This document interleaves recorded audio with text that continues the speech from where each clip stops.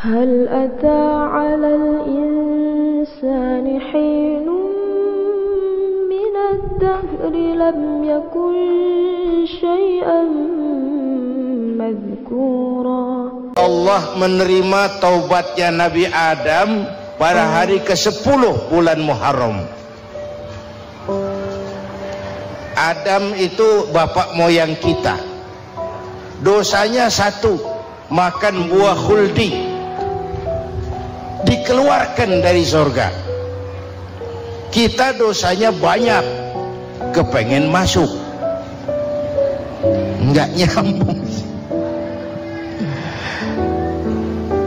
Hai Adam, dari tidak ada kamu saya adakan. Saya perintahkan tinggal di surga.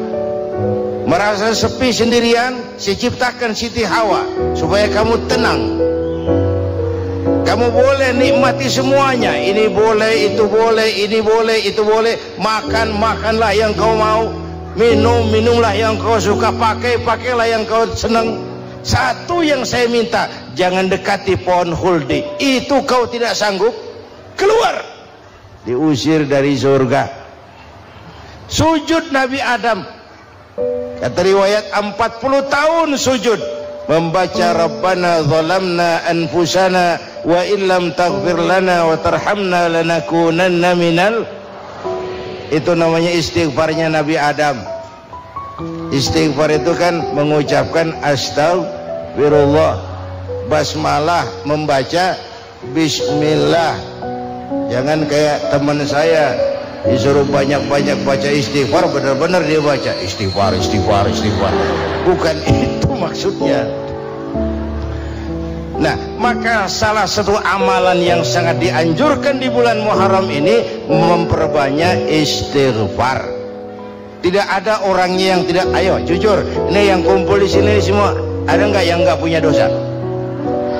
Yang merasa nggak punya dosa, ayo ke depan. Ada? Tidak ada. Setiap kita, entah kecil entah besar, sengaja, terlupa, pasti mempunyai yang namanya khilaf dan salah. Dan Allah Tuhan kita bukan Tuhan pendendam. Allah Tuhan kita Tuhan yang ramah dan rahmah. Hei manusia, dosamu banyak, tapi ampunanku lebih banyak. Salahmu besar, rahmatku jauh lebih besar. Kau sujud di hadapanku, aku bangga melihatnya. Kau menangis di hadapanku, aku senyum melihatmu. Kau berjalan menujuku, aku berlari menyambutmu.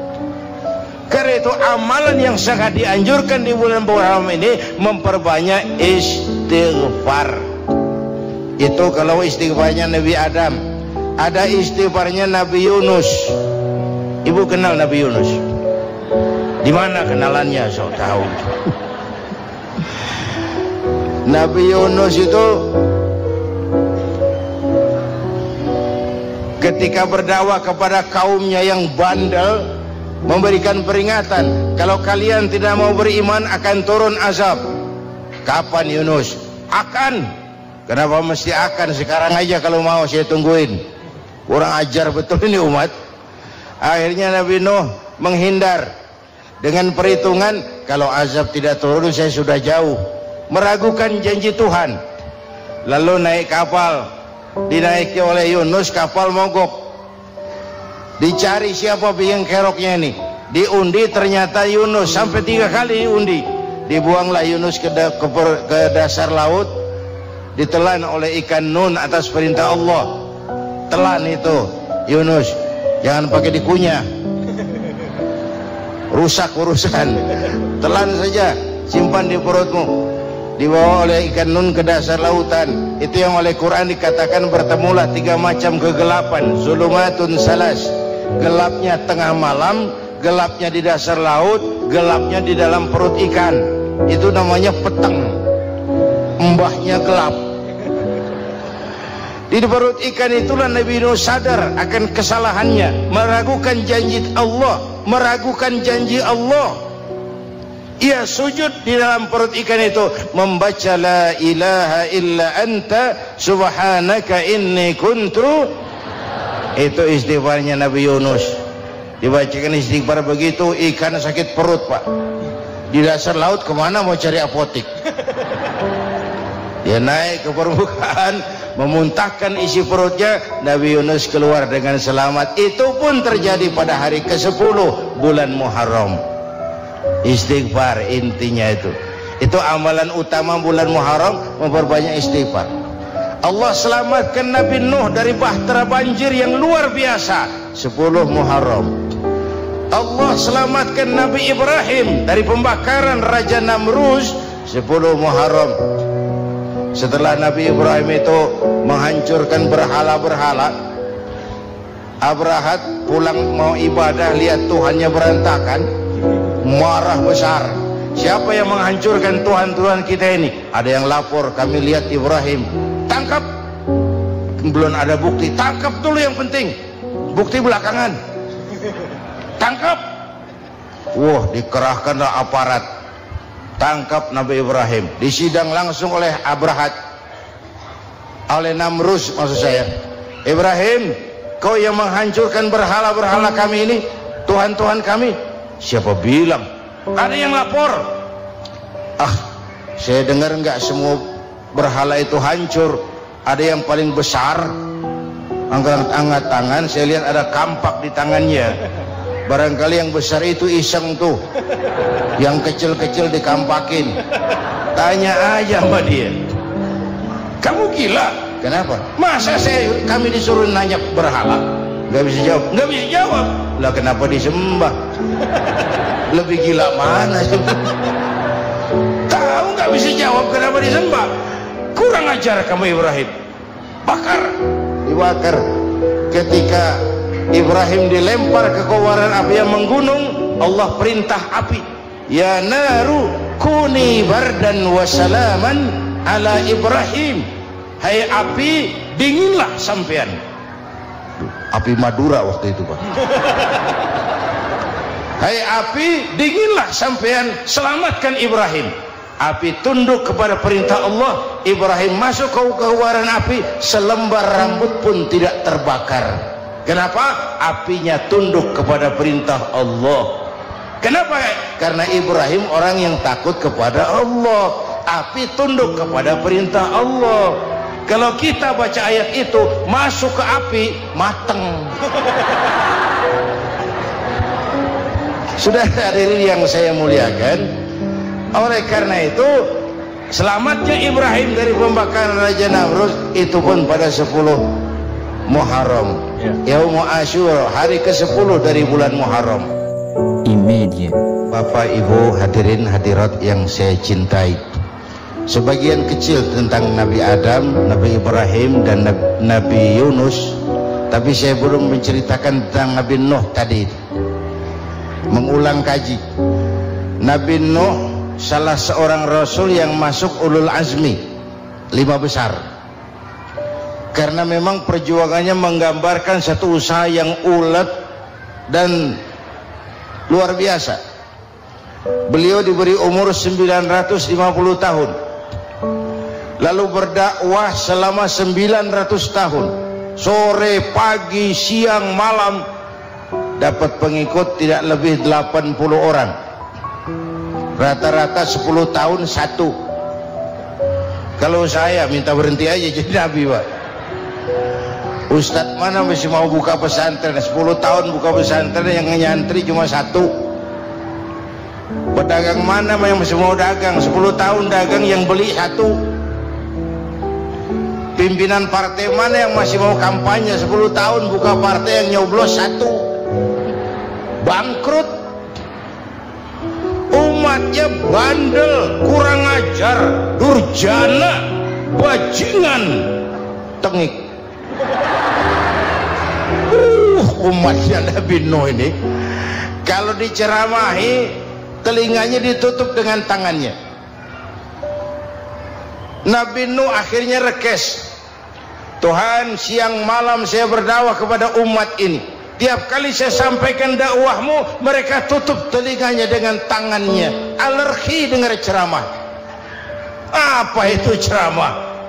Non profit. Saudara-saudara, Jadi mau kamu gimana Nuh? Sudah Tuhan, habiskan saja orang kafir. Nanti kalau punya anak, anaknya pun kafir lagi. Lebih baik bapak moyangnya sikat habis. Biasanya kalau bapak kalong, anak kampret. Bapak nyolong, anak nyopet. Fotokopi gimana aslinya? Hampir habiskan saja. Itu mau kamu Nuh? Iya. Oke. Nanti aku turunkan banjir Nuh, buat kapal. Dengan apa saya harus buat kapal Nuh? Ya dengan kayu, kata Tuhan. Kayunya dari mana Tuhan? Ya dari pohon Nuh. Pohonnya belum ada Tuhan.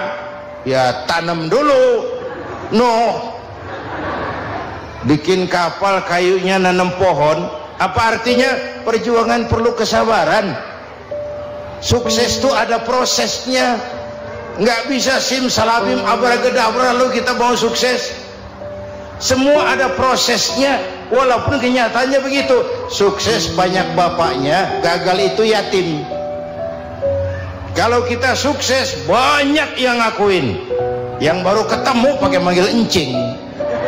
Ketemu baru, tapi sukses banyak bapaknya. Gagal yatim, gak ada yang mau ngakuin kalau kita gagal itu. Udah bikin kapal dengan kayu di tengah kampung, bikin kapal ini. Bayangkan di tengah kampung bikin kapal, orang kafir makin menjadi-jadi. Lihat Nuh, kenapa? Makin sarap. Bikin kapal di tengah kampung, mau belayar kemana? Tuh, lihat kalau orang nggak tahu tujuan, mountain setengah jalan. Proses yang dinilai bukan finalnya. Ya kayak gitu kesimpulannya. Saya enaknya sendiri. Bikin kapal. Kapal mendekati selesai. Ini orang kafir rame-rame datang ke kapal Nuh. Mau apa? Buang najis. Sakit perut berangkat ke kapal Nabi Nuh. Nongkrong. Dapat 2-3 tumpuk pulang. Penuh lantai kapal dengan najis manusia. Inilah perjuangan. Bukan jalan raya lurus bertabur bunga di kanan kirinya. Banyak ondak dan duri, fitnah, caci maki, antipat, segala macam. Nuh. Ada orang tua dasar kafir, kurang ajar, sudah stroke berangkat juga ke kapal Nuh. Mau buang najis, pincang-pincang digotong orang. Selesai buang najis dia bangun mau pulang, pegangan tiang kapal terpeleset jatuh di atas tumpukan najis. Terjadi keajaiban, yang stroke-nya sembuh, lumpuhnya hilang, berangkat digotong-gotong pulang, jalan gagah sekali. Tapi orang kampungnya heran, ente sudah sembuh? Sudah. Berobat di mana? Kok begitu paten? Di kapal Nuh. Masih banyak.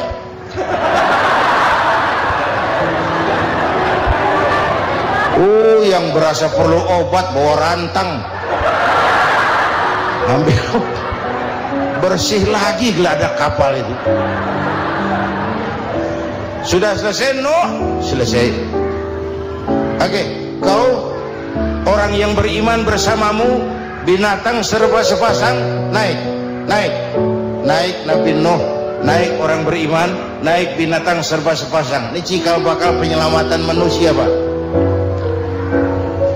Naiklah orang beriman, sudah naik semua, Nabi Nuh kontrol. Ini contoh buat kita, kontrol. Sudah naik semua teman-teman, sudah.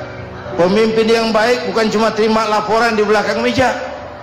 Laporan itu yang mana juga bagus. Sama juga kampanye yang mana juga merdu. Kalau saya kalau aja yang dihitung.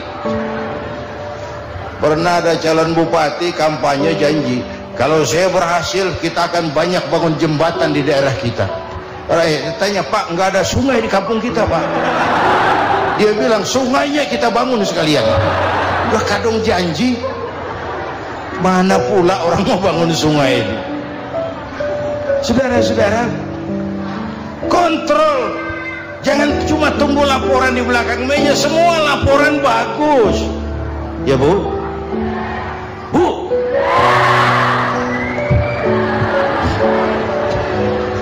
Nabi Nuh kontrol. Sudah naik semua? Sudah Nuh. Pulan bin Pulan naik? Naik Nuh. Paimin bin Tukijo? Naik, naik. Kami lihat naik. Ada orang Jawa juga Kiai? Ada. Sudah kontrol.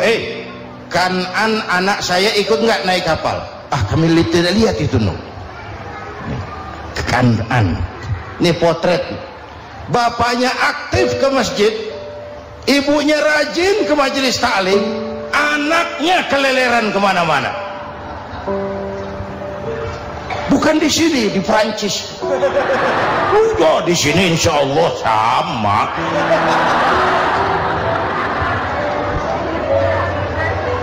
Nuh karena sayang anak, Nuh karena cinta anak, Nuh karena tanggung jawab anak, cari naik ke atas kapal.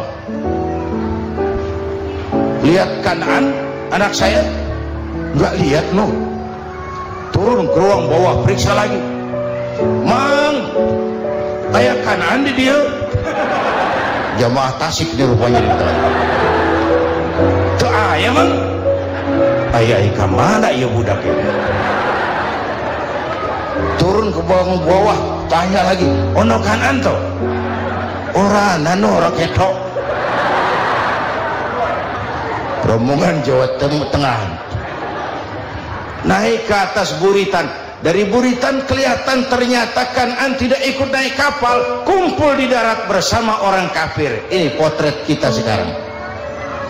Kumpul sama orang kafir, hanyut anak-anak kita, ditelan budayanya orang kafir, ditelan tradisinya orang kafir, ditelan pergaulannya orang kafir. Nuh karena sayang anak dari atas manggil. Dalam Quran dijelaskan itu. Karena Nabi Nuh di atas, Kanan di bawah, teriak, ya bunayyarkam ma'ana. Begitu dalam Quran ayatnya. Coba ini pakai gaya memanggil supaya kelihatan ke gambar, kira-kira Nuh manggilnya begitu. Ini namanya gaya dakwah Pak. Kalau ceritanya datar nggak menarik, maka Nuh memanggil Kanan, ya bunayyarkam ma'ana.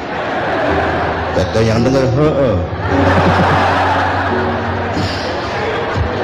ini gaya orang manggil, ya bunayyarkam ma'ana. Kanan kesini nak, naik kapal sama papi. Kata Kanan di bawah itu, nggak mau papi, John di sini saja. Kata Nuh, jangan nak, Allah sedang murka, akan turun banjir. Kalau datang banjir papi, sa'awi ila jabalin ya'simuni minal ma'. Saya akan naik ke gunung tinggi yang bisa menyelamatkan saya dari banjir. Kanan naik ke gunung, gunung dihantam banjir, Kanan mati. Sampai sekarang.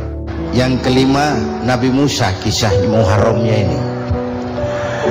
Lahir dalam kondisi yang sulit karena Fir'aun mimpi akan lahir seorang anak dari keturunan Bani Israel yang akan menghancurkan kerajaannya. Kata Fir'aun, sudah lahir belum anaknya? Belum. Kalau gitu mulai malam ini laki-laki dilarang bergaul sama istrinya. Semua perempuan hamil di bawah pengawasan negara. Mulai hari ini kalau lahir anak laki-laki terutama Bani Israel, penggal. Satpol PP disiapkan. Udah ada kayaknya. Ada. Patroli. Bayangkan, Fir'aun itu bikin undang-undang seenaknya sendiri. Apalagi merasa kekuasaannya dalam ancaman. Penguasa manapun kalau merasa dalam ancaman, panik.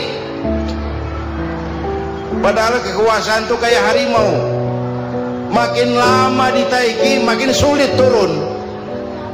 Kenapa? Karena macannya makin lapar. Naik terus capek, turun dimakan harimau. Serba sulit.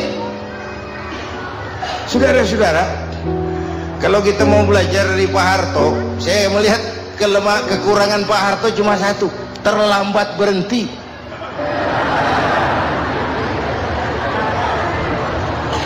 Terlambat berhenti. Di sekelilinginya banyak tukang jilat, tukang semir. Pak, kalau tidak ada Bapak kami bagaimana, Pak? Saudara hadirin yang saya hormati, maka sering saya ingatkan, temanmu yang sejati adalah teman yang membuat kamu jadi benar, bukan teman yang selalu membenarkan kamu. Berapa banyak pejabat-pejabat hancur karena selalu dibenarkan oleh lingkungannya. Bapak benar, Pak. Bapak bijaksana, Pak. Itu tepat, Pak. Benar.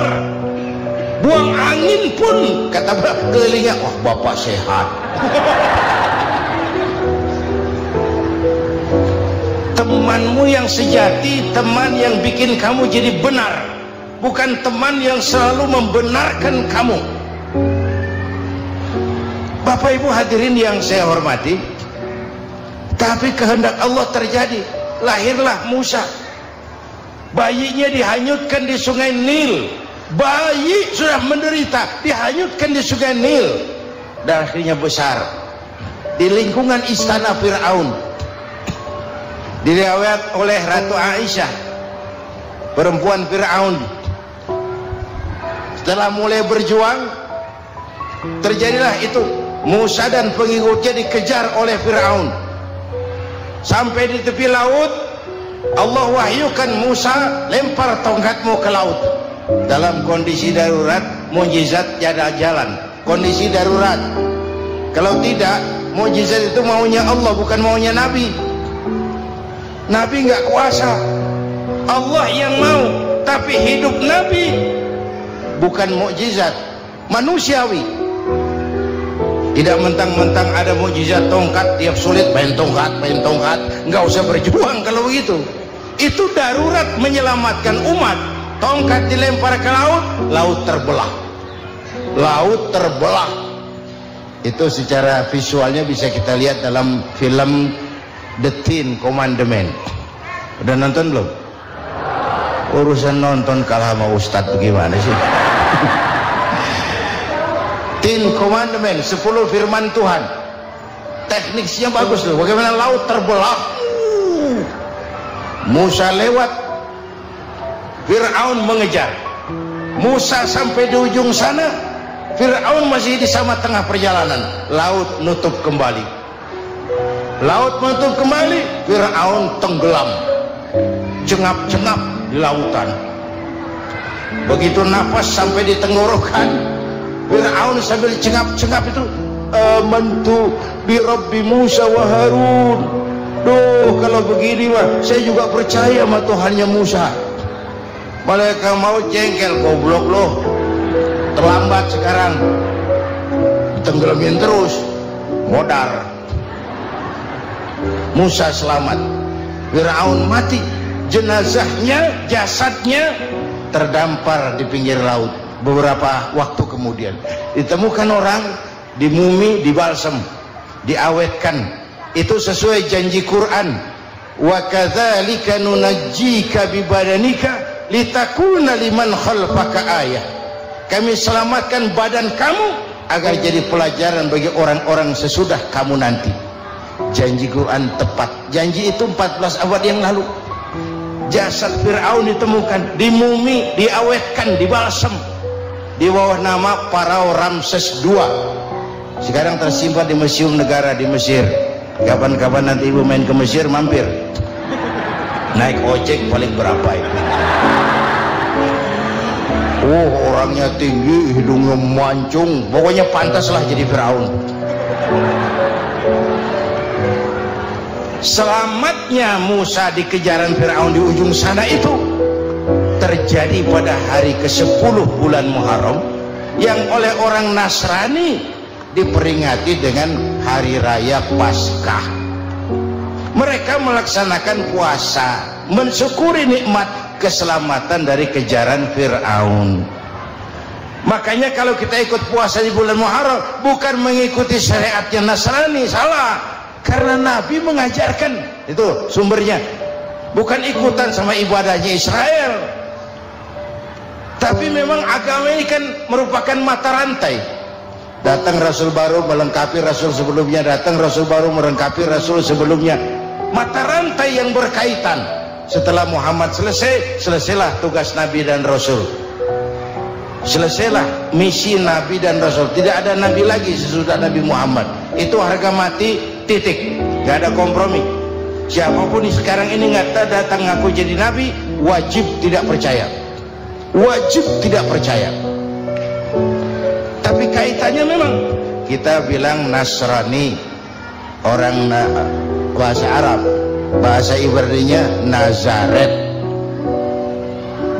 Nasiroh, Nazaret. Itu beda apa dialek. Kita Daud, dia David.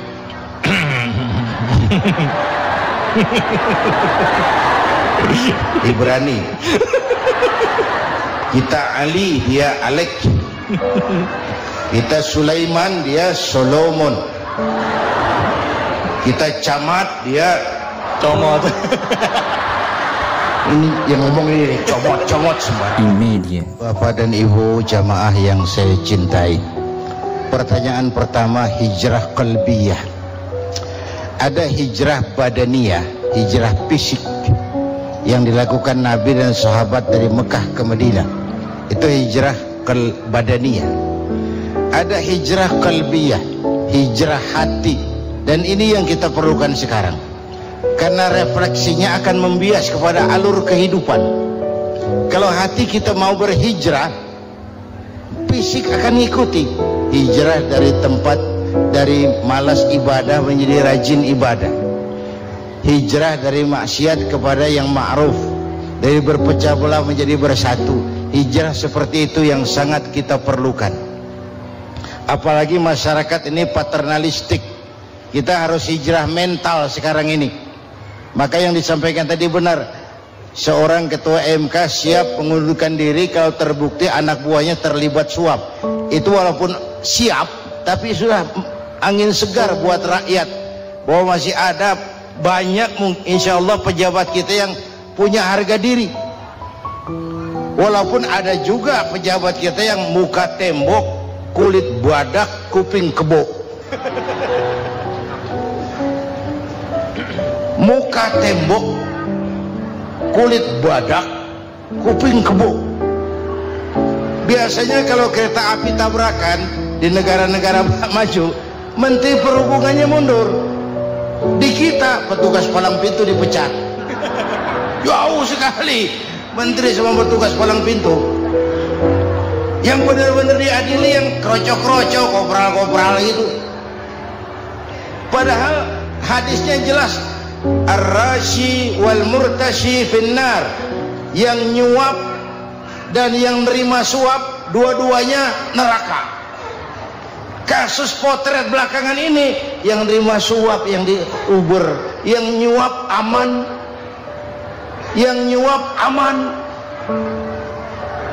yang korupsi pajak dikecil-kecilin, yang ngemplang pajak aman, padahal ngemplang pajaknya triliunan, padahal dia sudah dikasih fasilitas oleh negara mengelola sumber daya alam negara yang artinya milik rakyat. Dia harus bayar pajak, uang pajaknya dikumpulkan bagi sebesar-besar kemakmuran rakyat. Itu tindakan merugikan rakyat. Karena itu betul, saya setuju, hijrah qalbi yang perlu kita lakukan sekarang. Hijrah hati. Kita ini bangsa Indonesia, seperti timnas. Timnas sekarang anak-anak muda sudah berani pakai baju PSSI. Iya. Kenapa? Menang. Coba kalau kalah terus, nanti menang. Tapi bangsa Indonesia itu memang seperti timnas, namanya kesebelasan. 11 orang. Walaupun ada pemain bintang, ya ada presiden, gubernur, menteri, itu bintang-bintang. Tapi bintang baru ada artinya kalau dibantu 10 pemain yang lain. Cristiano Ronaldo, siapa itu? Penyerang tengah Real Madrid, bintang. Lionel Messi, siapa lagi? Barcelona, bercelana.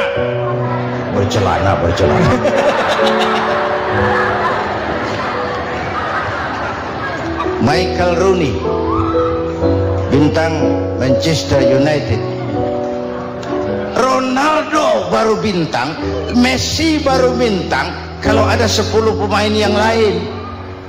Bagaimanapun hebatnya Cristiano Ronaldo, kalau sendirian lawan satu kesebelasan, babak belur.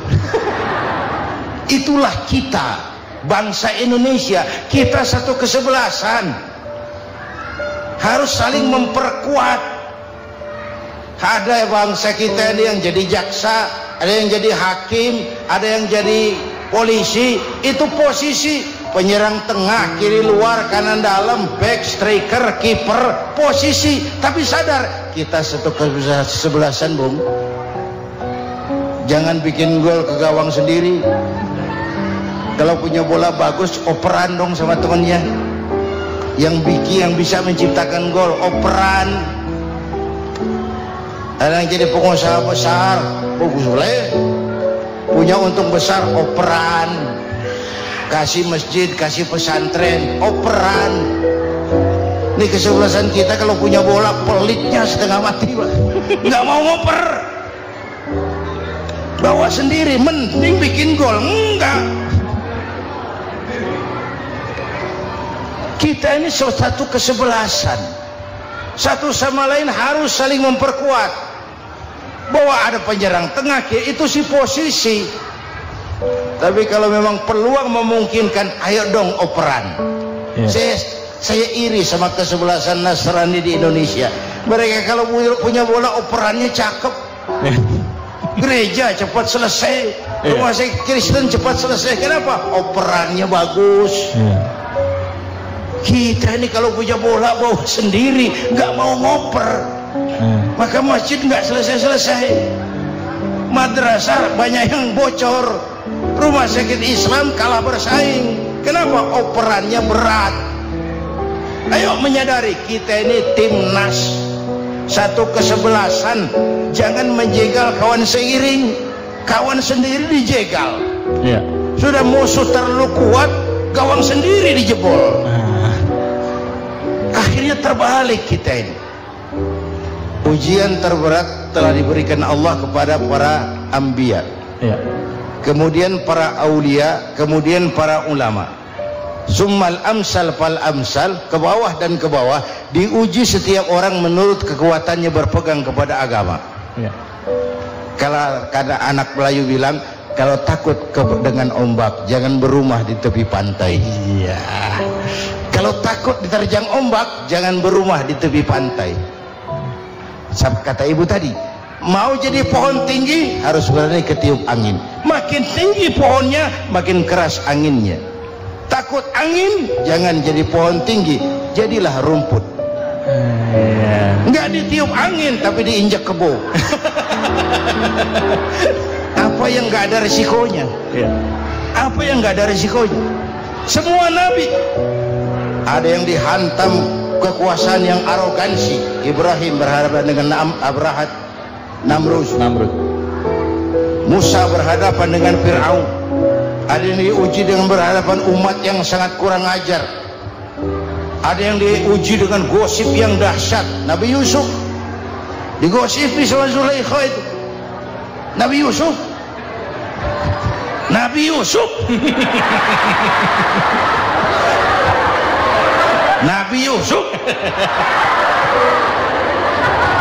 Yang namanya gosip itu kan menyebarkan keburukan orang. Kalau benar saja hukumnya ghibah. Kalau salah hukumnya fitnah. Fitnah lebih bahaya dari pembunuhan. Benarnya ghibah, salahnya fitnah. Saudara hadirin yang saya hormati, jadi resiko itu biasa. Tidak ada yang tanpa resiko. Kalau berani, kalau takut ombak, jangan berumah di tepi pantai. Tinggal bagaimana kita menyikapinya. Kalau kita dewasa, ini bagian ibadah saya kurang, mungkin karena dia omongin orang, tambah pahala saya. Mungkin karena dia omongin orang, tambah pahala saya. Maka saya ngadepi gosip sepatah pun saya nggak ngomong. Saya cicing, wae cicing. Saya percaya masyarakat tuh punya filter. Amin. Saya percaya Tuhan tuh nggak tidur.